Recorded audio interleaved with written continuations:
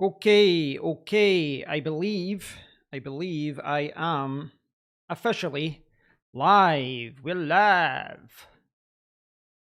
So, as the title of this stream suggests, it is the final stream of 2020. I have no control over that. I couldn't think of anything wittier or descriptive for the final stream. I do want to talk about a few different things about my PC, but I'm sure we'll talk about a few other things as well.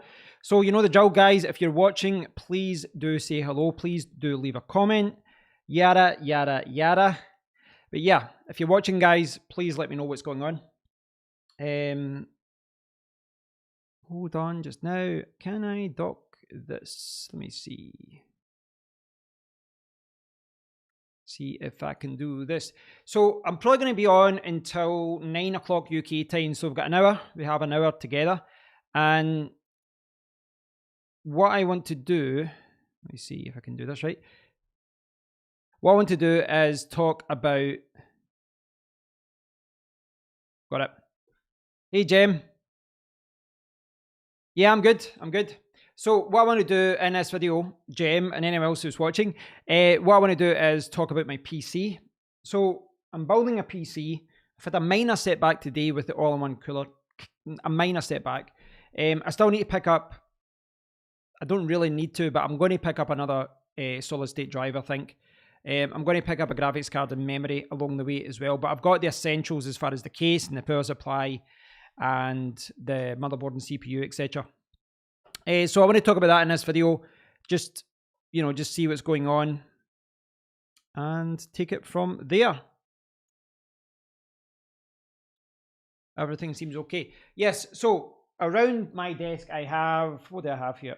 5 major components here. I've got 5 major components. I've got the case, I've got the all-in-one cooler, which will probably be getting returned actually, but I've got all-in-one cooler, I've got the power supply, I've got, what have I got here? Power supply, motherboard, and CPU. Now, I don't have memory yet. That's something I do still need to buy. I still need to buy memory. And I'm still kind of going back and forth with what I want to do. But I have 4 16 gigabyte RAM sticks memory in my current PC. So it's very easy for me to take 2 sticks out and this PC will still be operational, I guess. Hey, Ultra, good to see you. So yeah, memory is something I can get. I am looking to get a graphics card as well, but in theory I can take out my 1080 Ti as well. Now with the AMD motherboards, you do actually need to use a graphics card with it. These motherboards don't have integrated graphics, so without a graphics card, it's not going to work. You can obviously boot into the BIOS. It is possible to boot into the BIOS and change settings, etc. But you will need a graphics card put into this for it to work. I don't believe it can work in any way without it.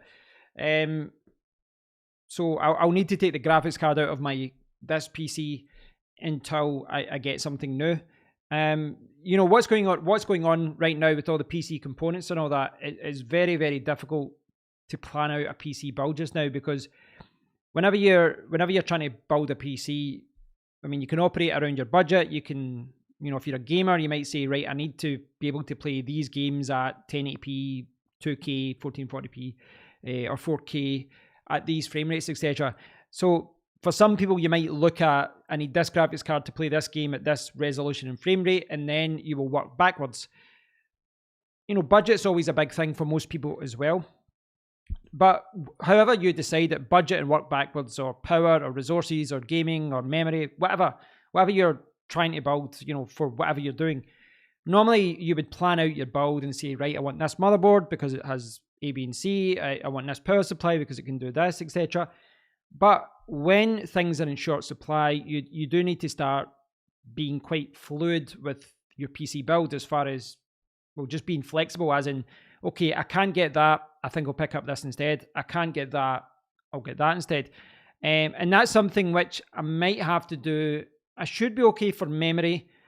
I should be okay with the solid state drive, but certainly with the graphics card, I'll maybe have to go up to a 3090, wait for a 3080, or possibly even go down to a 3070 in the meantime. I don't know. I've tried not to think about too much at this point because I want to get the PC up and running. Once the PC's up and running, it's a lot easier for me to just take a graphics card out and put one in and things like that. It's when you're sitting around, you've just got boxes and you've got nothing built. It's, you know, you have a blank canvas, but at a certain point, you just want to get going. So anyway, I'm rambling on here, but if you're watching, please do leave a comment. I don't think I'll cover my phone too much in this video. I can talk about it briefly. I know that this is a new phone, my Xiaomi Mi 10T Pro. I can talk about it briefly if anyone wants to know anything specifically, but I really do want to talk about my PC build and talk about why I bought certain components, etc. I don't know what to do moving forward though. You know, obviously when as a YouTuber, whenever I buy something like this, I'm always gravitating towards doing a video about it, opening the box, showing people what's in the box, and just explaining my reasoning as well. I guess that's what I want to do with a lot of this stuff. Is it's not exactly that interesting on its own. Like if I just say, here's the power supply I got, it's not that interesting. But if I show you the power supply, say that, well, it does A, B, and C, maybe that's a little bit more interesting. I don't know how deep to go with that though, because a lot of YouTubers, what they'll do is they'll just show all the components and then they'll say, this is the build. But I don't know, if you're a beginner or you don't build PCs, you might find it interesting for me to kind of analyze each part and say, I bought this because it's, you know, it's got this, it's got that, etc. But let me know, guys. Let me know what you want to know when I'm building a PC up as far as, you know, the reasons. There is a few things that I have made that, you know, sacrifices, I guess. You know, talking about the shortage of graphics cards, there was a shortage of power supplies as well. This is the power supply I've got. And like I say, I'm not going to open anything today in this live stream. I don't have time for it, actually, if I'm honest. We're going to get something to eat in 55 minutes. Can't keep the wife waiting when it comes to food. So this is the power supply I've got. In fact, I've got it facing my way. I wasn't sure if it was the picture on the other side as well. So this is the Corsair Ex1000. This is a titanium PSU, power supply unit. And the reason I went for a 1000 watt power supply again is simply because I may need that power. But there's a lot of things to. Are you going to get two 3090s to run it? SLI? No, I'm not. But there's a lot of disagreements about this in particular. That's why I was thinking about doing a video about power supplies. Power supplies are, it's weird. You'll see a lot of people talking about power supplies, and it can be quite complex. You know, as far as you're starting to talk about efficiency terms, and then you're also, you know, you're talking about the efficiency curve. But then, you know, at the very high end of the technical end of it, I guess, you'll see a lot of people talking about wattage and then the kind of electrical terms. And, you know, a lot of this is over my head. I'll admit it. You know, when they start getting really, really technical, you know, when they're talking about the waves and all this kind of stuff, then a lot of it goes over my head. For the most part, what you want to do is just get a basic understanding of gold, platinum, titanium PSUs. Most of the time, though, when you're moving up to more expensive items and you're going from, like, you know, if you've got a 600 watt or 850 watt PSU and you go from a gold unit, you pay more money for platinum than you pay more money for titanium. You generally get more, you get a better warranty, you get a more efficient curve, so there's less wastage with the power, and you generally get better reliability. You know, the capacitors are better and it's just better build quality. There's a lot of people that say, though, that it's just a waste of money going for anything beyond gold. And I've seen a lot of people online saying that. You see a lot of people saying, don't pay anything more than a gold PSU. Now, I disagree with that. And the reason being, I see a lot of advice online and it comes from gamers. And I'm a gamer as well. But a lot of people think that what applies to a gamer applies to everyone. And you see comments such as, no PC ever needs more than 16 gigabytes of memory. Things like that, you know, blanket statements that should apply to everyone, but they don't. But you see that with power supplies as well. And I think a lot of people are right in that if you're going to go from a gold unit to platinum, then up to titanium, you might have to spend hundreds more. And it can take years to break even, or never, because you might sell the power supply at that point. But I think that's definitely true if you're only turning on a PC a few times a day or once a day, whatever, and working and then switching off. But my PC tends to be on 10 hours a day, 12 hours a day, 6-7 days a week. So that's where efficiency comes in comes into the equation when factoring in a decision to buy a power supply, and also reliability. I don't want a power supply to fail on me. I don't want to have to deal with not having my PC for a few days or a week, dealing with a return. Could be more. It could be like 2 or 3 weeks. I don't want to do that because I do this for a living. I make money through the internet, and yeah, not worth the hassle. So one of the reasons I wanted to do this live stream tonight is, well, one is if I had to record this video and then upload it, it would have took me hours to actually edit it and all that, and I don't get the interaction. But if I turn this around, so this arrived about an hour or 2 hours ago or something, 2 hours. This is the Arctic Freezer Arctic Liquid Freezer 2. This is an all-in-one cooler with a 420mm radiator, which is absolutely insane because basically this has got 3 140mm fans attached to a humongous radiator. I think the radiator is 38mm thick when they're normally like 30mm thick. I might be wrong there, but I think that's the case. Now, what I don't like about this is this arrived and it was open, and the box is maybe not clear here, but the box is all kind of damaged at the sides. It's all, kind of rough around the edges. It's all kind of damaged at the sides, and it was all like that. It was all like that, and it was all open. And I opened it up, and I had a quick look at the accessories, and the mounting plates are all scratched as well. So, by the looks of it, this is used. That's what it looks like. It looks like this is used and I've been shipped something used. So I contacted Amazon about it, but it was actually through a company called AWD IT, a UK company. And yeah, I'm not happy with it. I mean, I know this isn't the most expensive all-in-one cooler. But at the same time, if you're buying something brand new, I don't want the box to be damaged. I don't want there to be the box to be open and all that when you get it. It was just in this crappy plastic bag. But you don't want that. But also, when I opened it up, it was like all scratched. So if this is used, and all the signs are pointing towards the fact that this is used, there could be something wrong with it. There could be, forgetting the fact the box is damaged and the plates are scraped. If it's used, perhaps someone has returned it because of, some reason.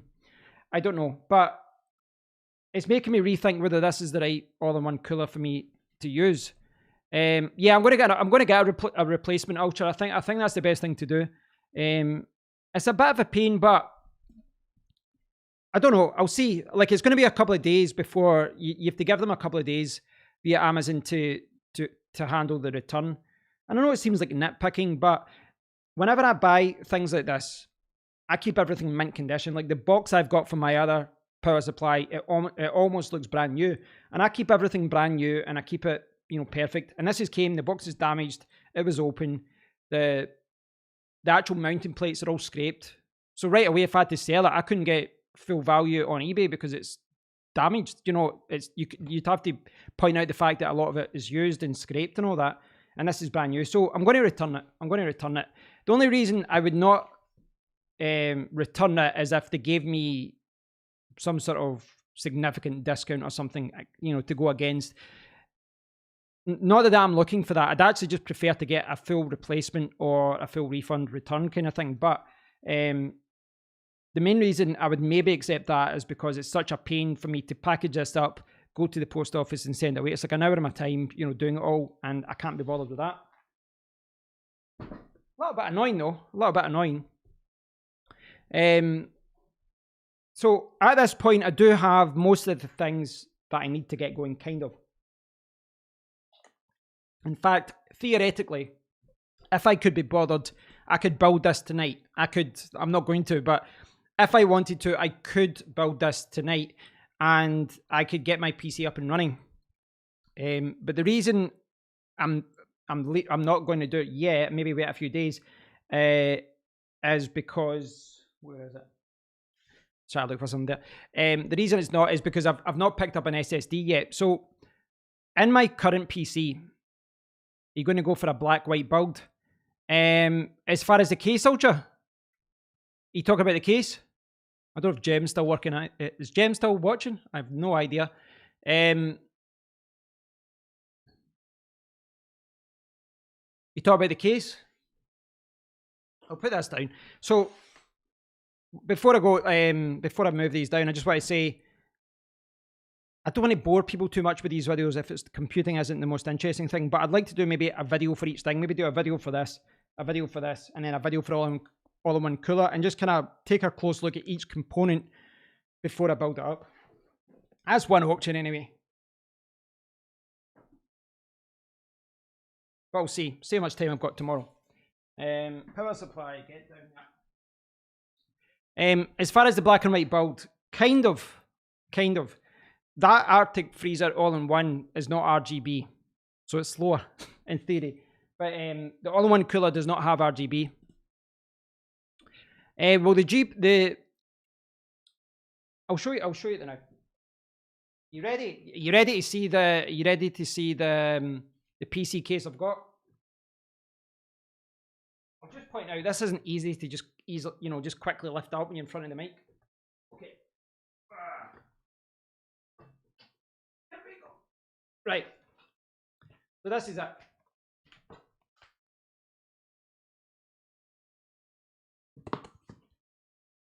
So can I put this on? I'm scared to put this on this desk because it's got too much weight on it. I'll hold it here as if I'm hugging a friend. Right. Hey, David. Good to see you. Right, guys. Like I was saying, I'll maybe do a separate video for the motherboard and the power supply. Just quick videos just to say, here is the power supply. Here's it open. And this is why I opted for this one. Just kind of an explanation as to why I've been building, picking certain parts. This is the Thermaltake P3. This is not a new case. This was, well, it's brand new, but it was released. It was released about 4 years ago, maybe. Now, when this came out, this case actually got a lot of attention, right? The reason I've opted for this case is that the PC case that I wanted wasn't in stock. They said it might be in stock mid-January, but with Brexit going on, my guess is it could be delayed another few weeks. Maybe not. It could be in stock. I don't know. But, looking at some of the announcements from some of these, IT companies and computing companies like eBuyer, etc., you're seeing a lot of announcements about Brexit and delays and all that. So there was a risk that the whole PC build could get delayed. So the case I want is not in stock. The other case that I wanted is not in stock. I found another case, not in stock. I went down about 5-6 cases that I wanted. I was thinking, right, okay, long term, this is a case that I could go, I could get on board with. None of them are in stock. And they're all scheduled to be in stock early, mid, late January, that kind of thing. But I think with a lot of uncertainty with what's going on with Brexit, etc., I didn't want to take the risk of sitting there with all the components for months and then I can't build the PC. No, it wasn't that bad, David. This the case I was looking at was 200, but this one was 125, but then with delivery, etc., it was like 135. So it's the Thermaltake P3, right? So I'm not going to open all of this today. I just don't have the time. I'll do it a separate video, etc. But the main thing to see here, it's an old PC, right? An old PC case. But the reason I opted for this one is that it's an open case. So it's not an enclosed case, which I think is interesting. But what I thought was this, what I'd do with this was, I can use this to use my main build. Now, the good thing about this is open nature means that I can easily take components in and out, right? And I can put them into the other computer or swap them over. But when I buy another case and things have settled down, I can use this for the PC that's underneath my computer. Now, if I don't decide to use it for my other PC, this can be used as a test bench. So this can be put vertically, it can be put horizontally. It actually weighs about 11 kilograms. It's actually quite big and quite heavy, but I always wanted a test bench, right? And a test bench is useful if you want to test a micro ITX or a ATX, micro ATX, ITX or ATX board, or I think it can maybe even hold an extended ATX, I'm not sure. Yeah, that is good. I'll show you the case in a second. How much? 11 o'clock tonight in just under 3 years, Britain becomes a truly independent nation again. Yeah, it's quite significant. Yeah, whether I won some Greys or not. Personally, I mean, I wanted to stay in Europe personally. I just think it, for traveling and work and everything, it's better. But it is what it is. So, yes, so this is an open case, which means it's not enclosed. Basically means that all I need is a GPU and the all-in-one cooler here. That's it. But it should work. It shouldn't be too loud in theory, and it shouldn't be too warm. I don't know though. I don't know. But really, this is going to be used for my main build. If I get another case, it will go to my kind of second PC, which I can use for streaming live. But if I don't use it for that and I continue to use the other case for that, this can be my test bench, which means that moving forward in 2021, I was trying to think of the year there, but 2021, I could use this and I could bring it over and have another motherboard on it, and I could say, right, we're going to test this hard drive. Right, we're going to test this all-in-one cooler. It just gives me a little bit more flexibility to do that. So it's a really good temporary case, and then down the line, it would be a very good test bench. It's not that heavy, it's just awkward with the box. Hey, see ya. Hey, Shark. Am I going to make it into a Hackintosh? No. It's going to be my main PC. I mean, as far as a Hackintosh, I know it is something that a lot of people still do. Personally, I'm not tied to the Mac operating system that much that I'd want to do that. But also with Hackintoshes, you're always fighting against Apple for drivers and different things, and it's just not worth it. An N-Case M1. What's that? See ya. I'll need to check that. An N-Case M1. So I'll check that out.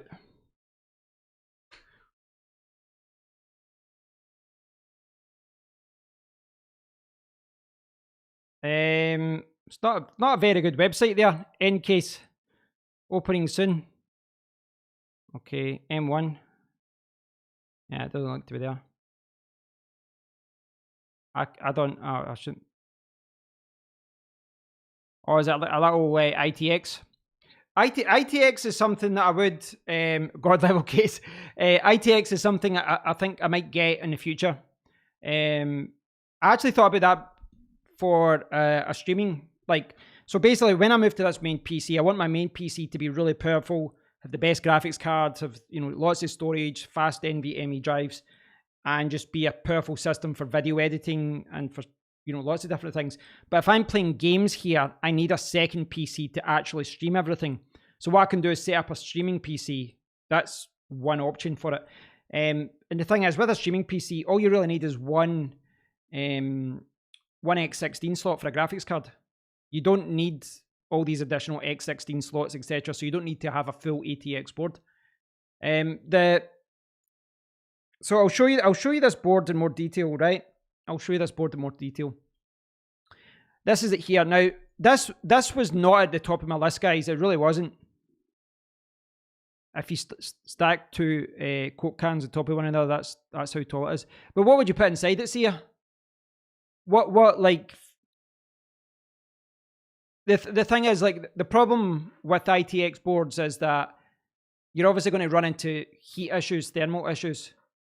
But it depends. If you're just building a simple ITX build with a ULV CPU or a CPU that doesn't use a lot of heat, it's not a big issue. It's certainly if you're just picking a CPU that's got integrated graphics or something. But if you're trying to add a GPU or add different things, thermals become an issue because there's nowhere to put the fans. And if thermals are an issue, all of a sudden noise becomes an issue because the fans have to run crazy. So like I was saying before, this was not at the top of my list. This was number 10 this was number 10 as far as the cases that I want. But the reason I wanted to get this is just because it's going to be simple for me to work with it. I can put my power supply down there on the motherboard. It's going to be very easy. Whereas if I got a more kind of complicated case, it's going to be a little bit more difficult to kind of swap things around. For example, I could have put my new motherboard and CPU, etc., into my current PC case, but that's really tight, that PC case. It would have been a pain getting in and out of it again. So the idea with this one is I'm going to build it up. I'm going to have it an open case. I'm going to put the all-in-one cooler to the right-hand side with the cable at the top. I'm going to have the GPU there, no other fans. And then I'm going to see how it got on and just do some testing, test thermals, try and overclock it, see what noise and all that's like. You've got that. It comes with, actually comes with a PCI Express 3 riser. There are some problems with PCI Express 3 risers with AMD, the new AMD boards. Just if you're using PCI Express 4, there are some problems with the risers now. But this is the last way that I'll be using it. I think eventually it will find its way onto this desk as a test bench where I can test different components. And also from my point of view, I'll have a backup of components. As in, if something's not working, I could take it out of the test bench and test everything's okay. Whole point of a test bench, really. An AMD 2700X in it, 27 Super, 280mm all-in-one cooler. Wow, that's pretty impressive, see ya. That's actually quite impressive. I mean, that's a pretty decent graphics card. That's pretty good. I mean, I do like the idea of getting an ITX build. I just think for my main setup, it really is about power. And I was actually looking at cases that were almost double the size of that. I'm not even joking. Like some of the cases I were looking at were humongous and they weighed 20 kilograms. But I thought if it's just going to sit there anyway, why not just get a big case, get maximum airflow? I can overclock the CPU, overclock the GPU, etc. So Ultra, as far as my motherboard goes, where's my CPU? So this is a CPU, it's the 5950X. This is going to be the heart of my new system. I don't know if there's a picture here. I think there is. Yeah. So I think I will do a separate video with this motherboard just to open it up and show people what it's all about. But this has, I think you can see that. In fact, can you see it? This has 3 NVMe drives. So you should be able to see the motherboard there. It's got 3 NVMe. You can see there. So it's got 3 X16s, but as usual, one's an X16, one goes to an X8 or double X8 if you put a graphics card in it, and the other one goes to an X4, etc. Story as far as NVMe drives, though, that's something that I've actually been reviewing today, and I'm still not sure what to go for. Yeah. See, as far as it's a neat test bench, nice to be able to see everything in the case. Yeah, so that's kind of what I was thinking of. I was looking at other test benches, but see, like, if you look, I'll get this here. If you look at like legitimate test benches against or cases test benches that were designed specifically for test benches, you'll see things like this, right, like that, which are good.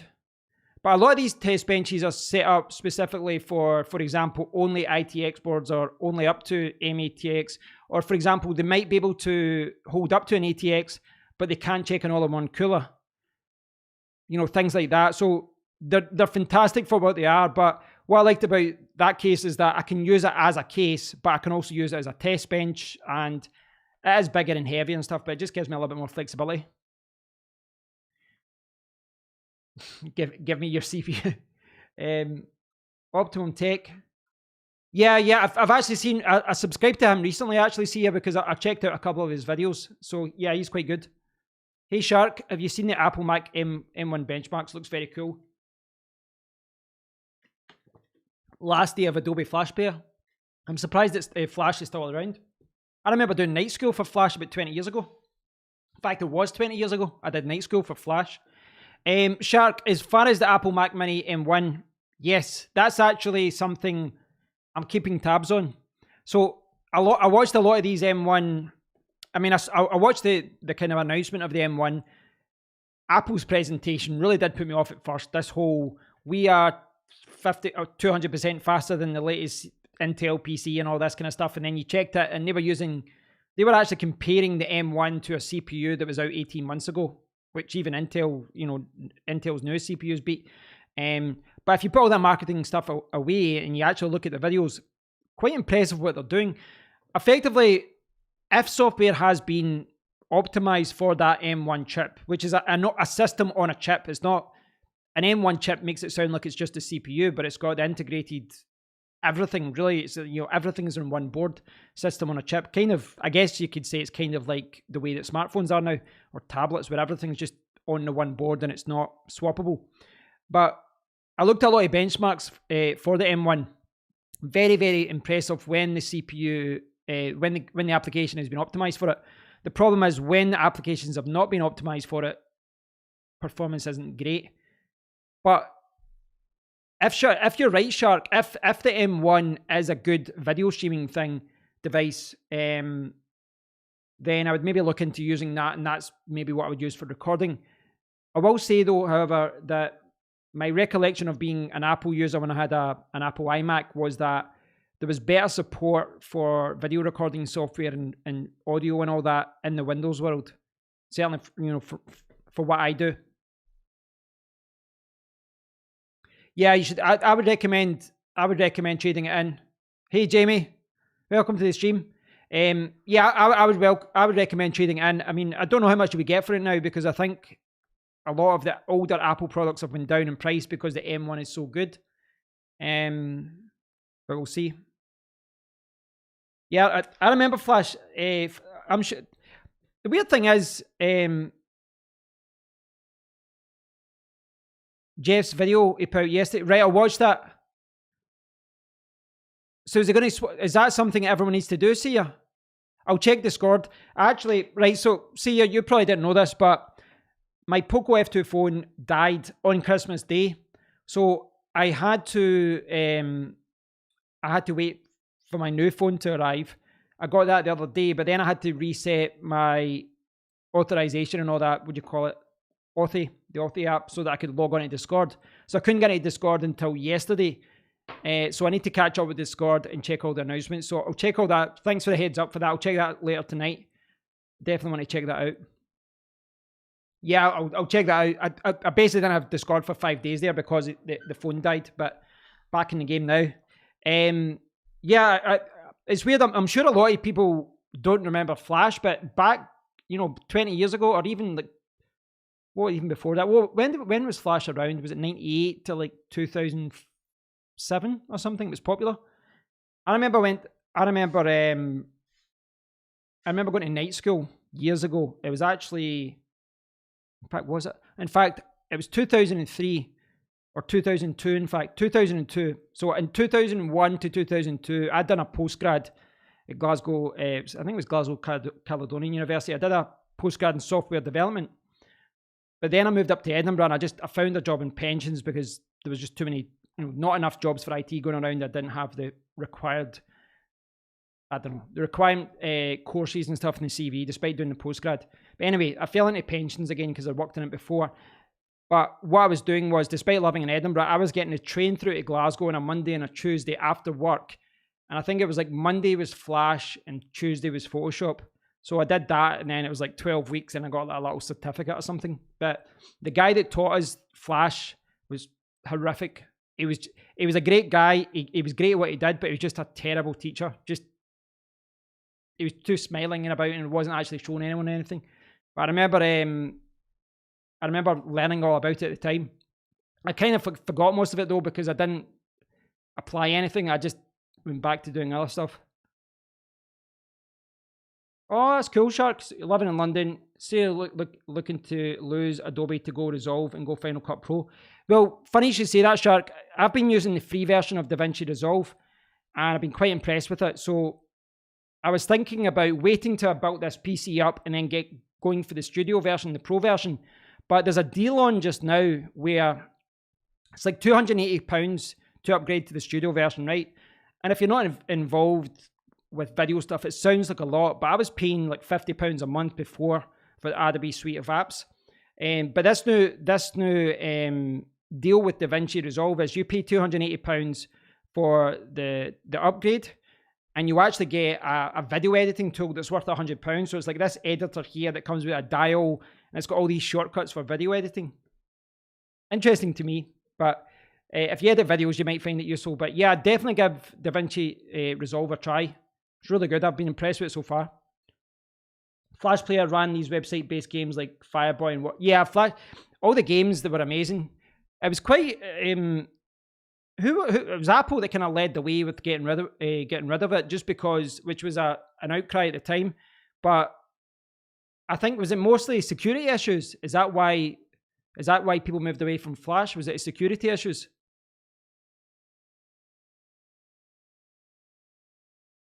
Give us all your money. Jamie says, I've nothing against Apple products, but the company itself I have a problem with and a dislike of. Yeah, I just, it's the marketing stuff I don't like. I mean, actually, as a consumer, like I bought the Apple iPhone 12 mini and I used it for like a week or two and I was like, I don't like this. So I decided to return it. And I must admit, the return process was great. I returned it like that day, and the next morning, the money was back in my account. It was one of the most pain-free processes I've had in my life. But what I don't like about Apple's marketing stuff is it's very misleading. And they do make good products, but they're very misleading in what they, how they market products, and they're very sneaky. I mean, this kind of starts at a superficial level. We were talking about this the other day, actually, who was it? I don't know if it was Hugh that said, for example, is it a retina display? There was like high-res displays on phones and tablets for a few years, but then Apple came out and called it retina, and they claimed it as if it was a new thing, despite other products, kind of pushing the line. And they still continue to do that with, I've had 4K laptops now. In fact, all of my laptops over the last 5 years have had 4K screens. And Apple MacBooks still are on this bizarre 2500 or 700, whatever resolution. I'm sure that when they go up to 4K, they'll call it Apple K or something crazy. But what I really don't like, though, I think they're very misleading to people about what they're actually getting for their money. A good example of this is the Apple MacBooks the last few years. So the Apple MacBooks, even going on the website, again, this is like where I think it's misleading. To me, whenever you're buying something, you should get information presented to you. You should know what's inside. What's the CPU? What's the RAM? What's this? What's that? What's the warranty? You shouldn't have to go out there and find it yourself. You shouldn't have to go on a big Google search, a big rabbit hunt to find out that information. And I've always found that out with Apple products. Now, we're starting to see other companies do the same. Like Microsoft are quite guilty of this. Google are quite guilty of this sometimes as well. But Apple in particular, Apple will, for example, they will list i7 CPU. i7 means nothing, as far as, well, it doesn't really mean anything, right? Because i7 is just Intel's way of saying this is an i3, 5, 7, 9, and 5's better than 3, 7's better than 5. And how a CPU is categorized, I can't even talk today, but how they actually assign, I'll use that word, how they assign a CPU to a particular one. In the past, they had different rules. For example, I remember my friend Paul saying years ago that Celerons were certain CPUs that didn't meet certain requirements during testing, so they were marked as Celeron. So they still worked, but whatever. But an i7 doesn't really tell you much, and I find that misleading because an i7 could be like 2nd generation or it could be 10th generation.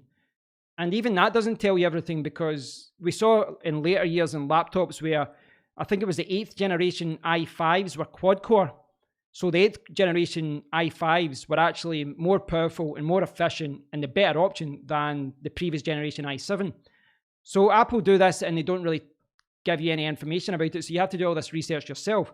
But they did that as well with their i9s. So what Apple were doing was throttling their CPUs. And again, it comes down to thermals. Like we're talking about the IT PC case, but Apple make really sexy laptops, right? They're very expensive for what they are, certainly at the Pro end, MacBook Pro end, but they were selling i9 CPUs. Now, i9s you'd think would run quite hot, but they didn't in MacBooks, and they weren't noisy either. The reason they weren't running hot is because they were throttling them. You were not getting i9 performance. In fact, I think most of the benchmarks showed that you were getting just a little bit over i7 performance.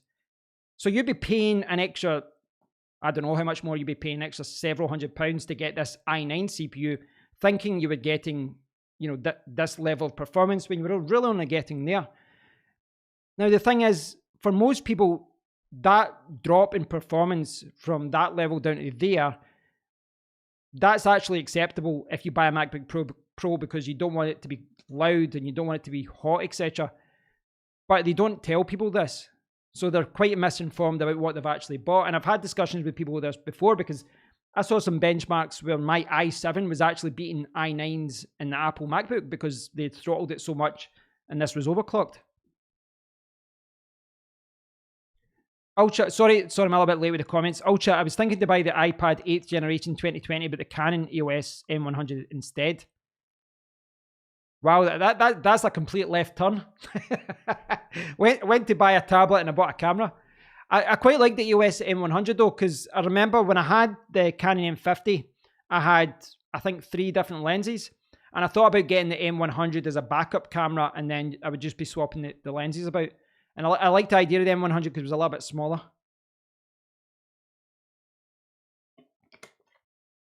The base model for the MacBook has an i3 and it starts at £1,000. Way too overpriced. So you pay for the logo and the bragging rights. Well, I think there are a lot of creators and there are a lot of professionals who do like Apple products, and many times it is right for them to buy an Apple MacBook, etc. But I strongly believe that the whole status symbol thing comes into it as well. And I've got no doubt that a lot of people who do buy like a £1,000 MacBook Pro or MacBook or £2,000 MacBook Pro, even a £3,000 MacBook Pro, some of these people could be as well buying a £200 Chromebook because all they use it for is email, Facebook, social media. They're not really using it. They're not pushing it. They're not really needing all that power. So definitely there's a lot of people who buy Apple products who don't need Apple products. Certainly in the laptop world, without a doubt.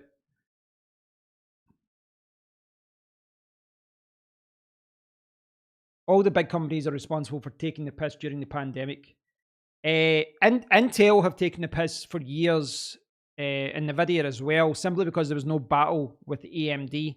So without any competitor, Intel and NVIDIA just, they just shot the prices up. If I put an Apple logo sticker on my non-Apple product, it will instantly be 2 to 5 times the price. Are all the EOS lenses still compatible going back decades? Not sure about that, David. An EFS mount, then yes. Yeah, I'm not sure about that. I remember looking at compatibility issues. I remember looking at compatibility issues with the M50 before.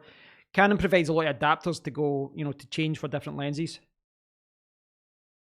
But so I'm going to tie this stream up in 18 minutes. So again, I just want to talk about it. I'm going to be building my PC, and I think I'll maybe I'll do a video about the motherboard I've picked and just explain why I've got it, and then I'll do one about the power supply, and then talk about the case, etc. as well. The one thing I need to build is the one thing I need to buy still is an SSD.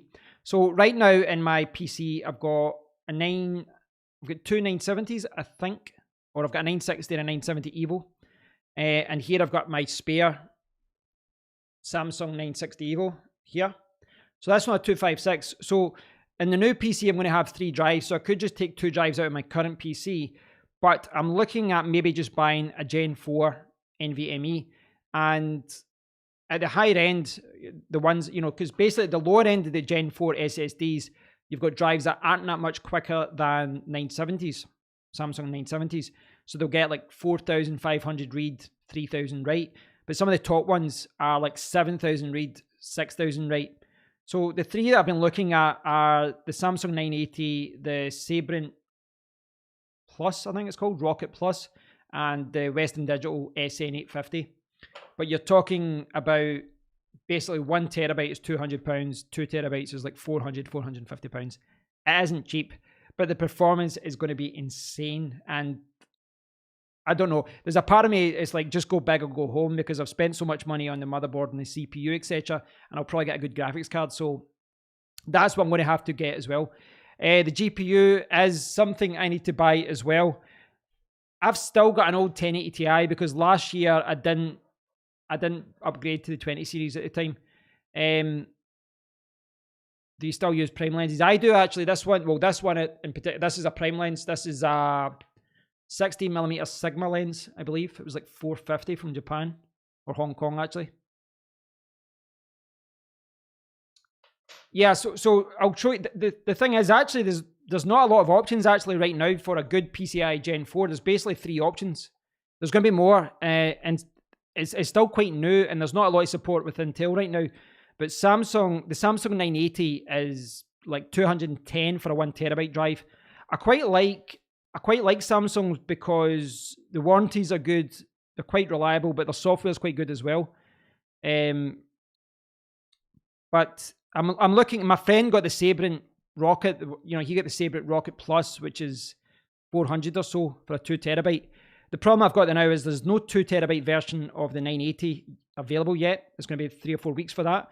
The Western Digital one is like $450, and the Sabrent one, probably the best value, you know, as far as performance and price, is about £400 for 2TB. I might go for that. That's the same one my friend Paul's got, and we've been talking a lot. Me and my friend Paul have been talking because he's got the same CPU, etc. He's got the 5950X, but it's not available. So there's 3 options, and the one that I want, the Sabrent, isn't there. The Samsung one isn't available yet, and the Western Digital one is, in my opinion, overpriced. So I might just get a 1TB 980 for now.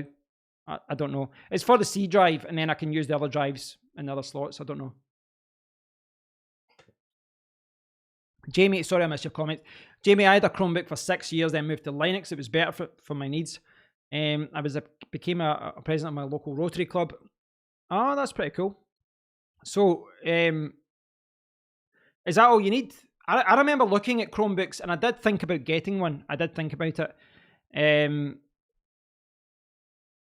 Yeah, but I just never got one. I was always concerned that there'd be certain apps I wouldn't be able to use, like Photoshop at the time or whatever. Is Sabrent reliable over time? As far as I know, they've got quite a good reputation. What you'll get, I'll see if I can show you this, guys. See if I can find this. Right. Okay, so I'll show you this, guys, if I can. So, what you'll find with all SSDs is that you really do have to check the health, but I would say it's much more reliable than mechanical drives, which tend to be you're working one day and then it just explodes effectively. But if I show you this, okay, that's not showing. Is that going to show?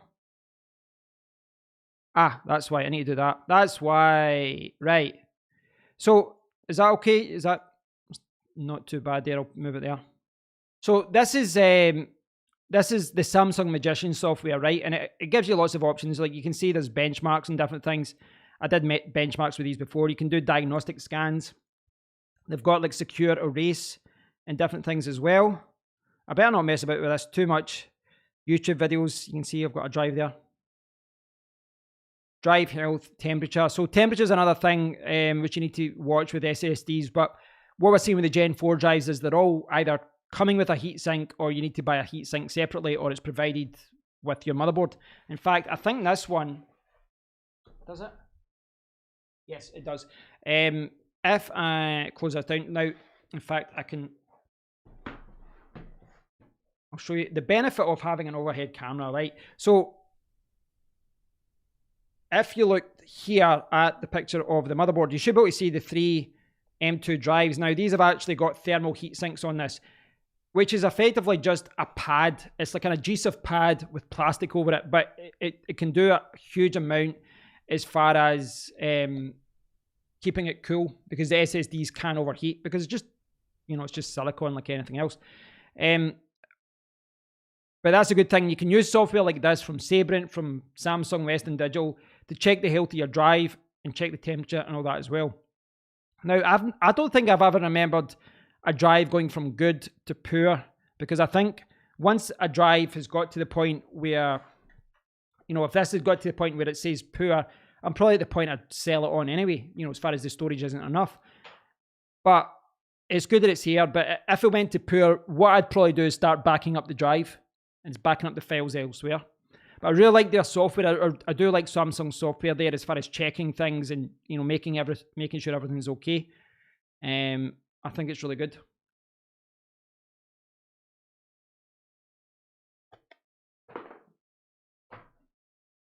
Yeah, it's the same thing, Ultra. You see that a lot as well, where people are saying those televisions are crap, and there's like, what is there, like 3 panel companies in the world that make television screens.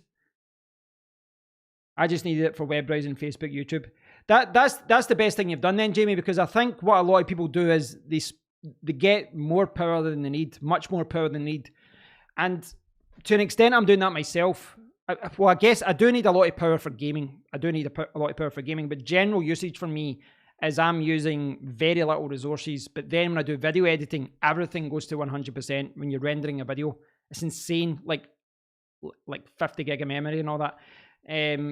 But a lot of people, they think they need more. They want, you know, and they'll spend a lot more for it when they don't need it.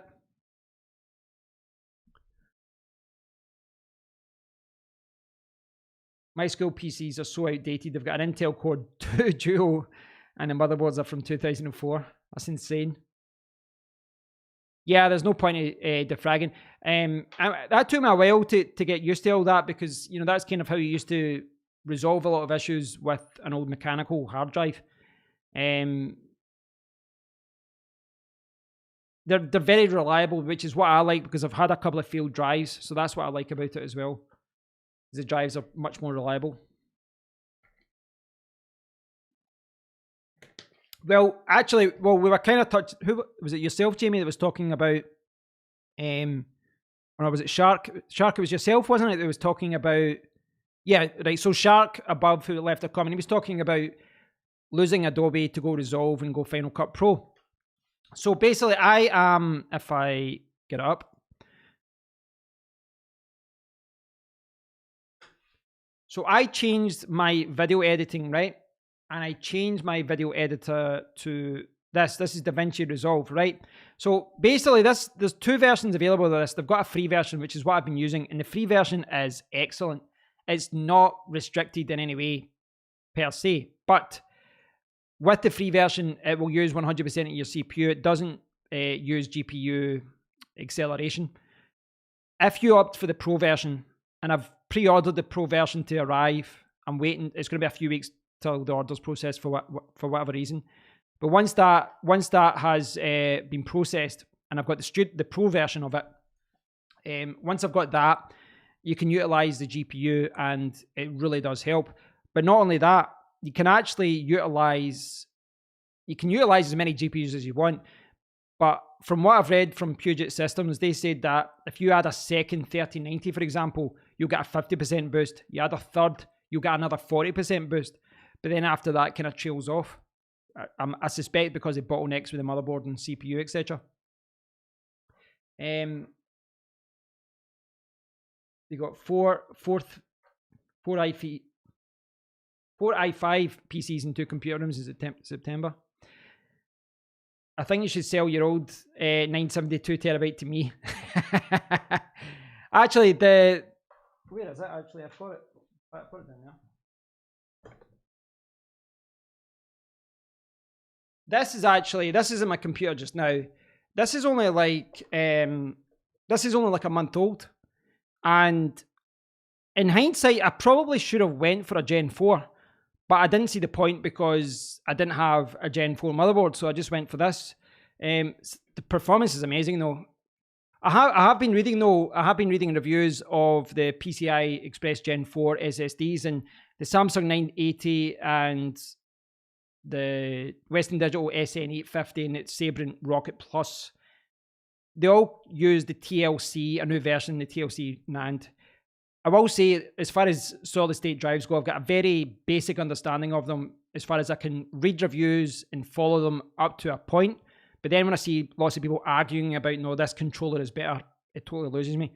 But apparently a limitation of the type of SSD or the type of NAND that they use is that you'll get those higher quoted speeds for a while, but then it kind of quickly comes back and it draws down. And that is apparently something that they're all affected by. So I don't know, though. I haven't tested it myself.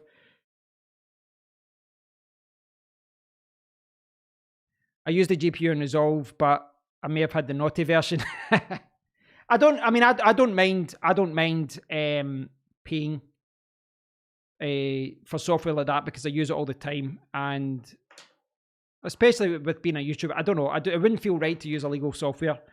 20 years ago, when I was a struggling student, I might have had a very different opinion of it, but at work now, it feels wrong to do it. On my Linux laptop, I have something for music and video editing called Bitivi. No idea how to use it, as I don't like things. I don't do things like that. Right. Yeah, I mean, I would say for DaVinci Resolve, if I had to recommend any video editor to anyone now, that's probably the one I would recommend, purely from the point that even if it isn't for you long term, it will give you a great understanding of video editing, and it'll help you see how it all works. And then if you want, you can go for a different product if you want, like Final Cut or Adobe Premiere Pro or something. Yeah, I saw the Ultra, the RTX 3080 Ti. I saw that it was in leaks. I think it was it the Asus or the Asus? Was it their driver website or something? They had a note for it. I think it was a 3080 Ti, and there was something else. There was another GPU there too.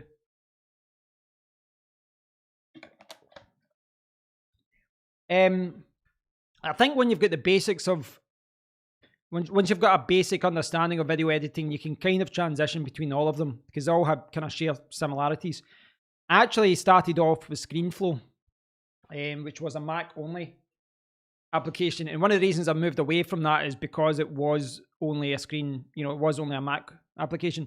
So this is the one I kind of started with when I had an iMac, ScreenFlow, and it's a very simplified video editor, but it's fantastic. I could definitely recommend this to people. $129, but really, really easy. Video snap into place. Getting to grips with that meant that when I went to Premiere Pro, I'd kind of learned the basics and I was good to go. When I switched back to DaVinci Resolve the other week, the first video or two I think it was like the very first video, took me like 3 times as long to edit as usual. Because with Premiere Pro, I knew all the shortcuts, etc. But now that I've done it, I'm good to go now. TI stands for tiny improvement. Well, we've seen it. It's kind of weird the last few years. I mean, even going back a few years when you had like the 1070 and then, the 1070 Ti and then the 1080, like depending on the price point, there was always sweet spots. Like this generation so far, the sweet spot is 3080, I would say, for most people, because going from a 3080 to a 3090, you're paying double, sometimes more than double, and you're getting a 15 to 20% boost, which is insane, really.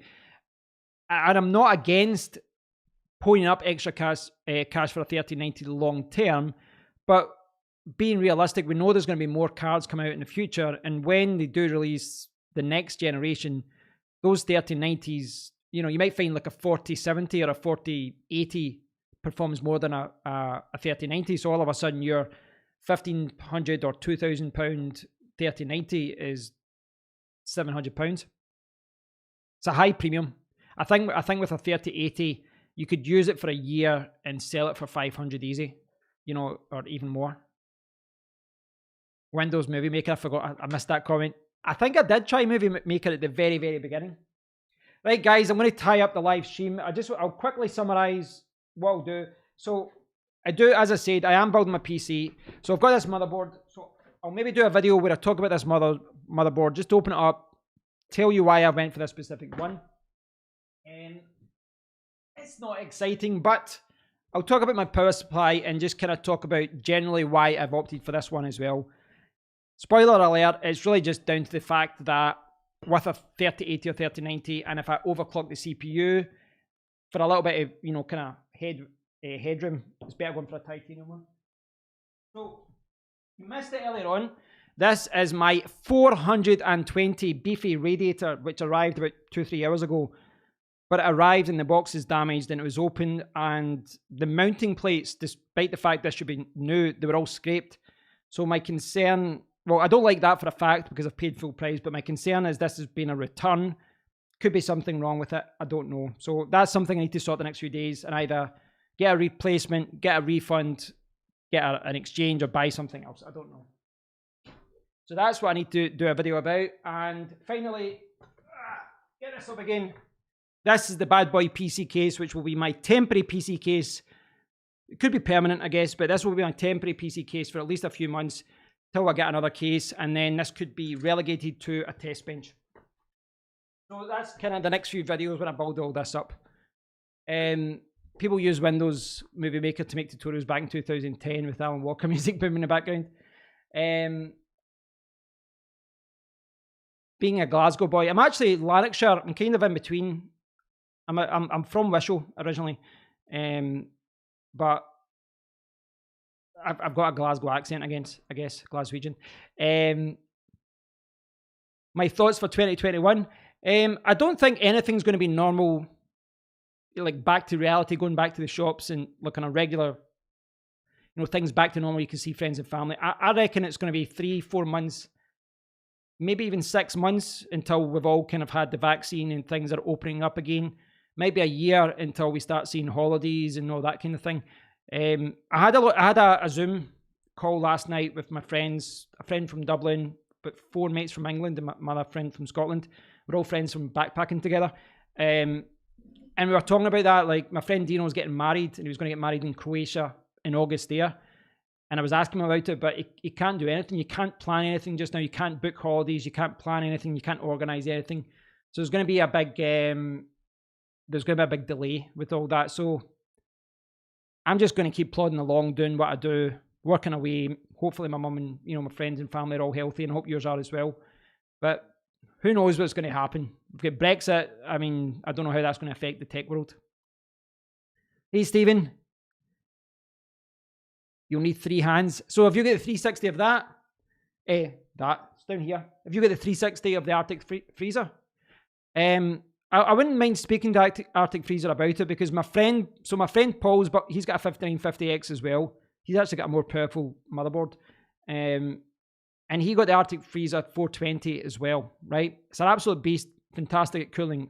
I've seen the reviews, it looks good. But it has arrived without the AMD mounting plates and without the screws as well for a brand new product. So, well, it's strange. I don't know why they've done that.